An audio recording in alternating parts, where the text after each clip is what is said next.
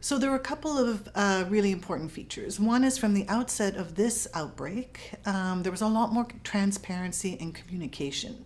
That was very different from SARS back in 2002, 2003, where information was guarded, it was not being shared openly, or there were conflicting pieces of information that were coming out.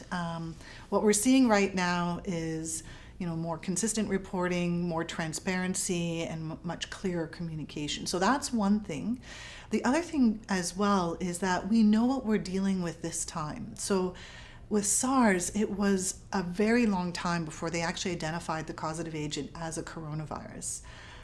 At one point, they even thought it was a bacteria, a type of bacteria that was responsible. So this time, fairly early on, partly because of history and learning from that, and also because we have better tools now than we did over 15 years ago. So they were actually able to identify the causative agent as a coronavirus really early on, and then to actually sequence that whole virus fairly early on as well. And not only does that help kind of reassure people to understand what's going on, but it also helps scientists and microbiologists and virologists to develop diagnostic tests. So now it's a lot easier to develop an assay if you know what the sequence is.